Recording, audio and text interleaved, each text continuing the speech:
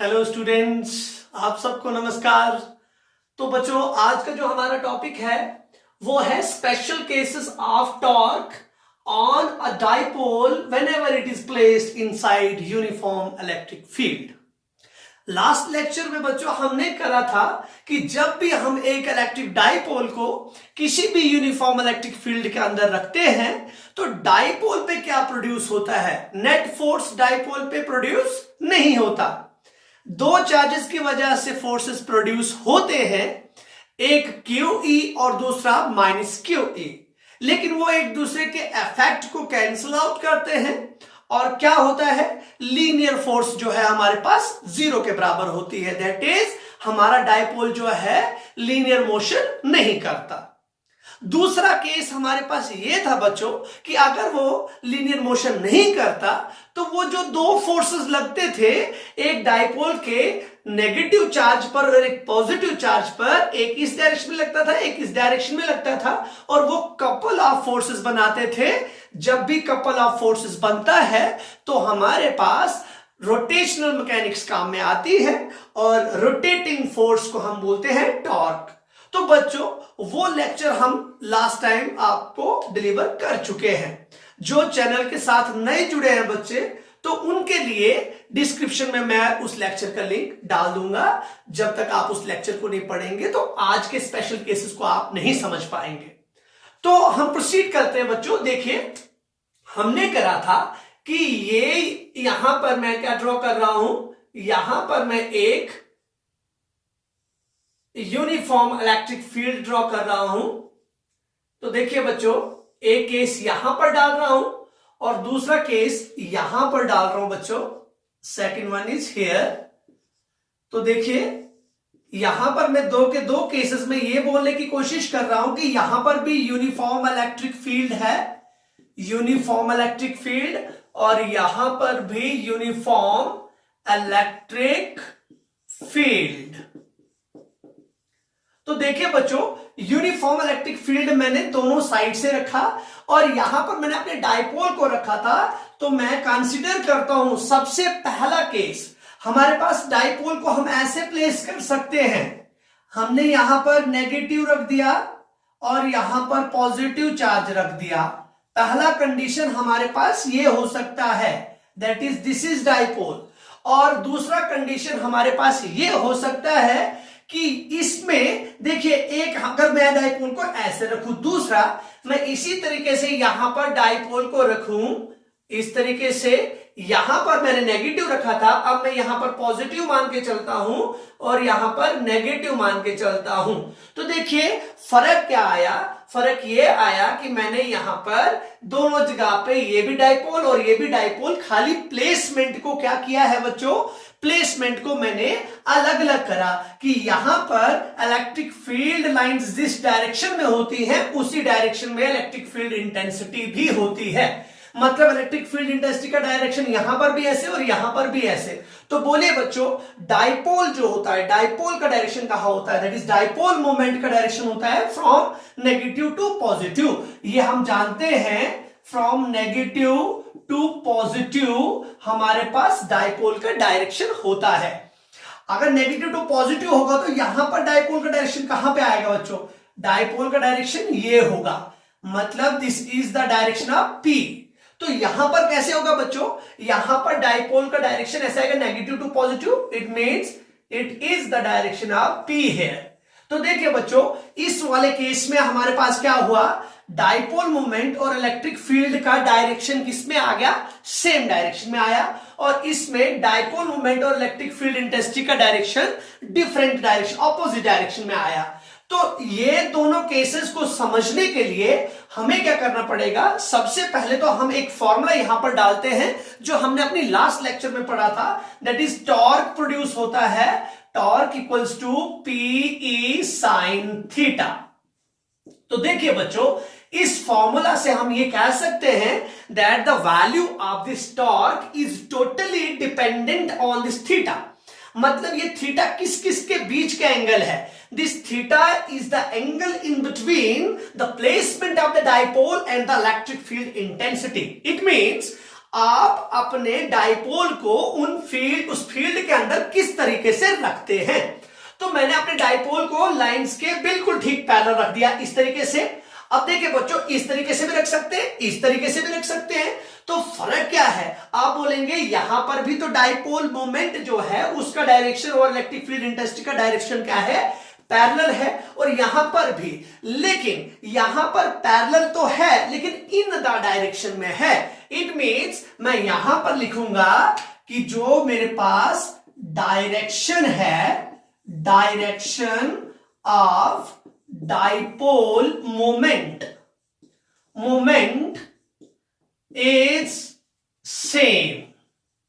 मतलब किसके साथ सेम है? इलेक्ट्रिक फील्ड इंटेंसिटी के साथ सेम है। और इसमें क्या है? Direction is opposite. तो कहने का मतलब यह हुआ बच्चों कि इसमें ऑपोजिट है, इस पे सेम है। तो आप जानते हैं कि सेम मीन्स इन दोनों के बीच में एंगल थीटा कितना आ गया? 0। तो फर्स्ट वाले केस में, केस 1 में हमारे पास थीटा बन गया 0। और बच्चों इसमें थीटा किसके बराबर आ गया? केस 2 में थीटा आ गया 180। देखिए बच्चों, बराबर कितने का एंगल है? 180 का है। तो मैं यहां पर अभी एक और चीज लिखना चाहूंगा। यहां पर मैं आपको बना के दे देता हूं। सपोज मैं यहां पर इसको मिटाता हूं बच्चों और आपको दिखाने की कोशिश करता हूं कि कितने केसेस हमारे पास बन। तो देखिए बच्चों, यहां पर मैं एक कॉन्सेप्ट आपको दे रहा हूं। सपोज हम क्या करते हैं, मैं एक ही डायरेक्शन पे आपको दिखा देता हूं। ये स्टार्टिंग वाला है, ये इलेक्ट्रिक फील्ड लाइन। मतलब मैं 2-4 डाल रहा हूं तो मैं एक से दिखा सकता हूं कि ये मेरे पास फील्ड लाइन है सपोज। तो एक केस, 4 केसेस दिखा रहा हूं बेटे। एक, और यहां पर दूसरा, और यहां पर तीसरा, और चलो इसको थोड़ा छोटा कर देता हूं। एक केस और यहां पर दूसरा केस डाल रहा हूं, दिस इज सेकेंड वन। और यहां पर तीसरा डाल देता हूं, third one, and this is the fourth one. मतलब ये सारे के सारे इलेक्ट्रिक फील्ड लाइंस है। ये भी, ये भी, ये भी और ये भी। तो बोलिए बच्चों, डाइपोल को हम कैसे कैसे प्लेस कर सकते हैं? मैंने ये वाला दिखाया आपको। या तो मतलब मैं ऐसे कर रहा हूं, मेरे पास माइनस क्यू और यहां पर प्लस क्यू। मतलब मैं डाइपोल को ऐसे डाल रहा हूं तो डाइपोल मोमेंट की डायरेक्शन ऐसे डाल सकता हूं। मतलब पी का डायरेक्शन भी उधर ही। अब मैं पी को रोटेट करता हूं 90 से। तो देखिए बच्चों, अब कैसा हो जाएगा? डाइपोल अब ऐसा हो जाएगा। इट मींस अगर डाइपोल ऐसा हो गया, इस तरीके से हो गया, तो देखिए सपोज डाइपोल इस तरीके से हो गया, तो बोलिए बच्चों, अब इसको ऐसे घुमा दिया तो यहां पर मैं नेगेटिव, यहां पर मैं पॉजिटिव। तो बोलिए बच्चों, अब P का डायरेक्शन यहां से इधर हो जाएगा। अब P और E के बीच में एंगल कितना आ गया बच्चों? 90। अब थीटा 90 बन गया। तीसरा केस क्या है? मतलब मैंने इसको ऐसे घुमाया, अब ऐसे घुमा देता हूं बच्चों और 90 और कर दूंगा तो ये इस तरीके का बन जाएगा यहां पर। अब यहां पर पॉजिटिव और यहां पर नेगेटिव। इट मींस अब P का डायरेक्शन ये आ गया जो मैं नीचे एक्सप्लेन कर रहा हूं। मैं फर्स्ट और ये एक्सप्लेन कर रहा हूं बच्चों नीचे। तो देखिए बच्चों, अब ये एंगल पूरा किसके बराबर आ गया बच्चों? ये वाला 180 आ गया। अब नेक्स्ट वन कौन सा हो सकता है बच्चों? अब इसको और रोटेट करेंगे तो अब ये पॉजिटिव ऊपर था, अब ये नेगेटिव ऊपर चला जाएगा। इट मींस नेगेटिव और यहां पर मैं पॉजिटिव डाल दूंगा। तो देखिए नेगेटिव टू पॉजिटिव, P का डायरेक्शन ये आ गया। तो यहां से इधर तक एंगल आ गया 270। यहां पर थीटा 0, यहां पर थीटा 90, यहां पर थीटा 180, यहां पर थीटा 270। और आप सोच रहे होंगे कि इसके बाद एक और केस आ सकता है कि अगर मैं इसको घुमा दूं तो वो 361। तो बच्चों वो पहला ही केस आ गया ना। तो देखिए there are 4 cases, 4 special cases. Case number 1, case number 2, case number 3 and case number 4। And these individual 4 cases में से 2 केस ऐसे हैं बच्चों जो क्या है, 2 केसेस में वैल्यू 0 आता है। देखिए कैसे आएगा। अब मैं अपने वैल्यूज मतलब थीटा का वैल्यूज अगर इस फॉर्मूले में डाल दूंगा तो हमें मालूम हो जाएगा। देखिए बच्चों, अगर मैं यहां पर क्या डालता हूं, इसको मैं मिटा देता हूं यहां पर और थीटा का वैल्यू 0 डालता हूं। देखिए अगर मैं थीटा 0 डालता हूं तो tau equals to P E sine theta में साइन 0। तो बच्चों साइन 0 का वैल्यू किसके बराबर होता है? 0 के बराबर। इट मींस ये पूरा टॉर्क किसके बराबर आ गया बच्चों? 0। तो मतलब अगर इस तरीके से हम डायपोल को रखेंगे तो जो टॉर्क होगा, रोटेटिंग फोर्स वहां पर एग्जिस्ट नहीं करेगी, तो टॉर्क 0 के बराबर होगा। First case. अब बच्चों मैं थर्ड केस पे जाता हूं, दैट इज 180। तो देखिए बच्चों, अगर मैं टाउ पीई साइन 180 लगा दूं तो वहां पर भी 0 आएगा। इसका मतलब मेरे पास इस वाले केस में भी और इस वाले केस में भी वैल्यूज किसके? टॉर्क के 0 के बराबर आए। तो अब बात आती है बच्चों 90 और 270 के केस की। तो यहां पर अब मैं 90 और 270 का केस भी लिख देता हूं बच्चों। यहां पर 90 और 270 के केसेस को भी मैं बनाता हूं कि 90 के केस में कितना आएगा। तो मैं यहां पर ही लिख रहा हूं बच्चों, tau equals to PE sine 90। तो देखिए बच्चों, साइन 90 होता है 1 के बराबर। इसके बाद torque equals to PE. Torque का कोई वैल्यू आया, टॉर्क का वैल्यू आने का मतलब है रोटेटिंग फोर्स वहां पर होगा तो टॉर्क क्रिएट होगा। ये हो गया। अब बच्चों 270 वाला जो केस है वो भी मैं यहां पर ही लिख रहा हूं। 270 वाले केस में आएगा पीई साइन 270। आप सब जानते हैं साइन 270 होता -1। It means tau equals to minus PE. तो देखिए बच्चों, 4 केसेस में से 2 केस ऐसे आ गए जिनमें वैल्यू 0 आया। मतलब जब डायपोल 0 पे प्लेस्ड है या डायपोल 180 पे प्लेस्ड है तो वैल्यू 0 आएगा।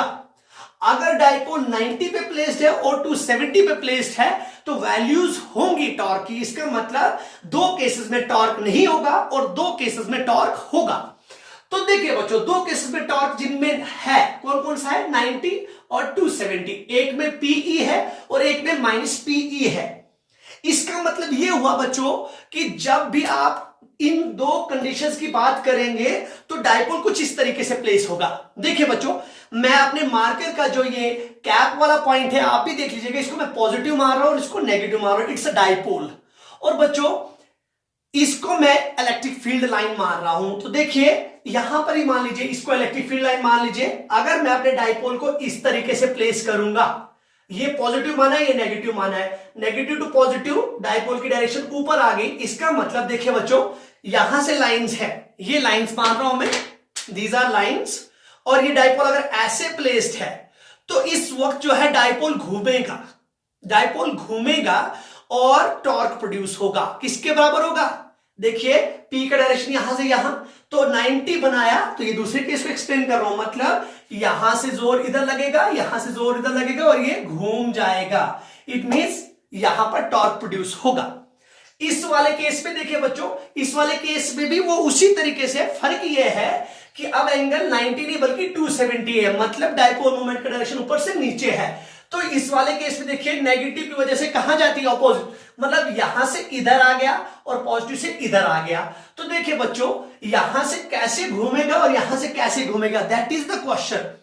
यहां से ऐसे घूमेगा बच्चों, पॉजिटिव की तरफ से इधर और नेगेटिव की तरफ से इधर। तो बोलिए कैसे घूमा बच्चों? डायपोल इधर से ऐसे घूमा इधर की तरफ, मतलब ऐसे घूमेगा। ये कौन सा डायरेक्शन आ गया बच्चों? This is clockwise direction. अब इसमें जाएंगे बच्चों तो इसमें नेगेटिव की वजह से ऑपोजिट और पॉजिटिव की वजह से यहां पर। बोलो बच्चों कैसा घूमा? ये ऐसे घूमेगा।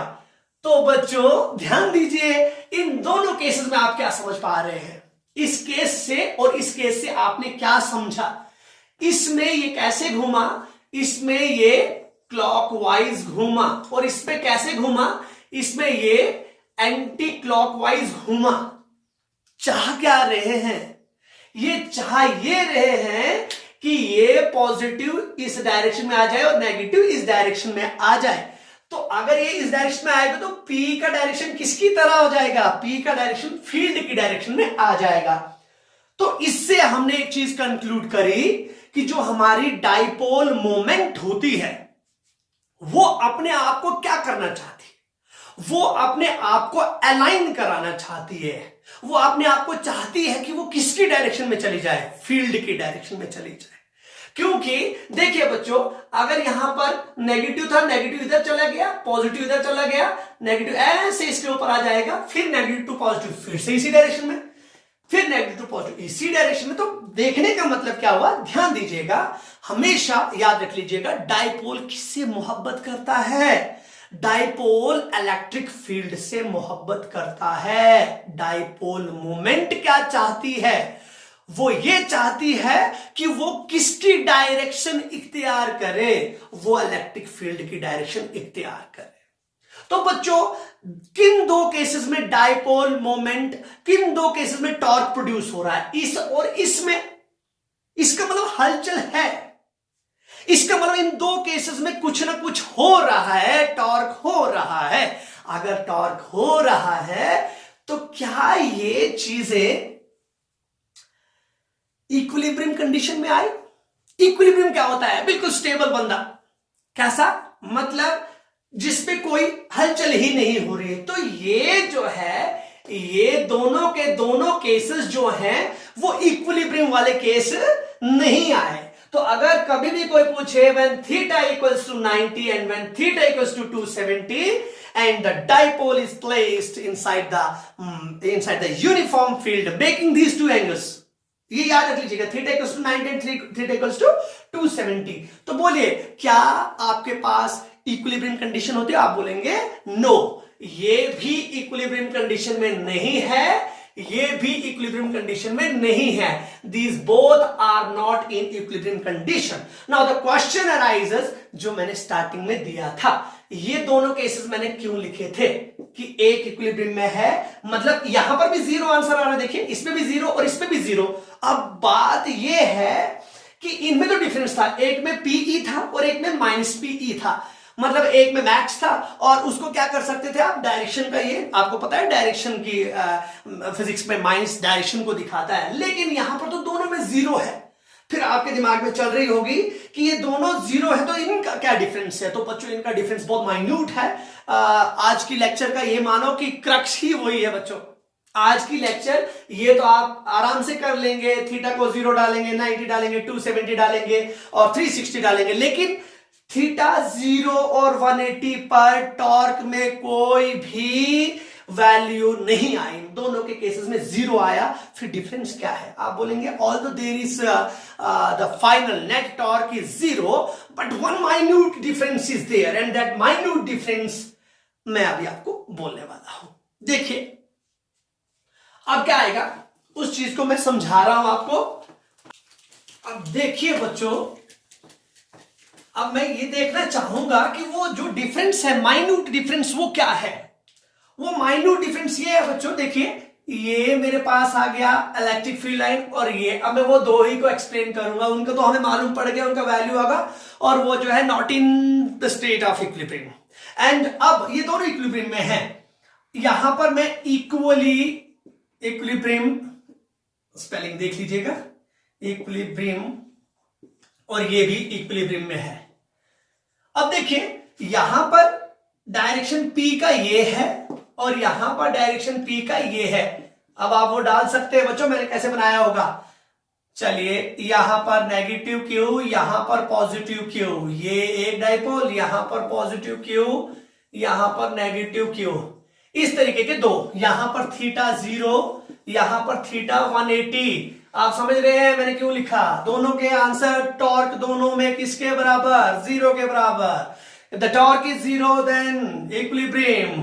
पर अब मैं डिफरेंस बोलने वाला हूं कि कौन सा इक्विलिब्रियम। बच्चों ये वाला जो इक्विलिब्रियम होता है, ये वाला इक्विलिब्रियम होता है स्टेबल इक्विलिब्रियम और ये होता है अनस्टेबल इक्विलिब्रियम। हो ये क्या है?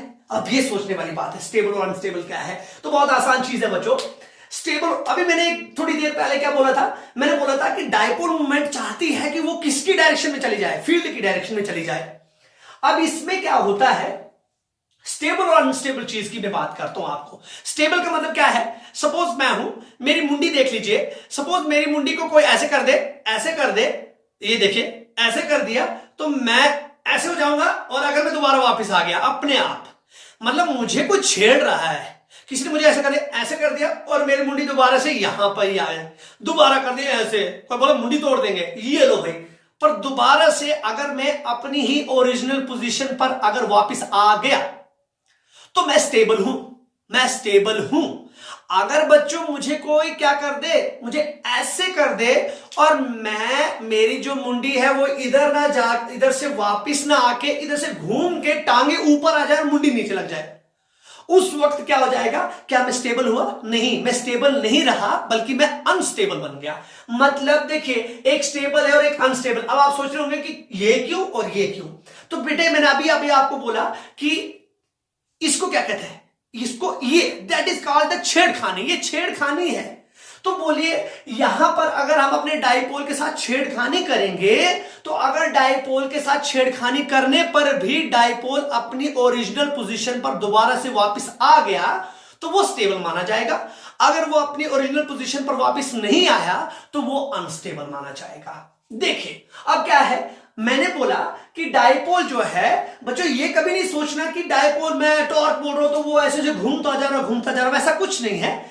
मतलब डाइपोल चाहता है कि अपनी डायरेक्शन दोबारा यहां पे लेके आ जाए, लास्ट उसकी हद वहां पर ही है। देखिए अब ये डाइपोल था, मैंने इस डाइपोल को क्या करा, मैंने सपोज बोला कि मैं इसको घुमा देता हूं, इसके साथ छेड़ता हूं। अगर मैंने इसको छेड़ा और यहां पे पहुंचा दिया, अब बोलिए बच्चों ये डाइपोल कैसा दिख रहा होगा? ये यहां पर नेगेटिव चार्ज यहां पर दिख रहा होगा और पॉजिटिव चार्ज यहां पर दिख रहा होगा। तो हम ये सोच रहे होंगे कि चलो जी हमने इसको छेड़ा, तो ये वाला क्या करता है, इस वाले केस में ये जो डाइपोल है ऑन छेड़िंग, छेड़ने के बाद ये जो डाइपोल है ये आगे नहीं जाता, बल्कि ये सीधे इसी डायरेक्शन में दोबारा वापस आके यही पोजीशन क्या कर देता है, एक्वायर कर देता है। तो अब आप सोच रहे होंगे क्यों? तो बच्चों मैंने क्या बोला, मैंने ये कहा कि डाइपोल मोमेंट की जो डायरेक्शन है वो डायरेक्शन किसकी डायरेक्शन चाहती है?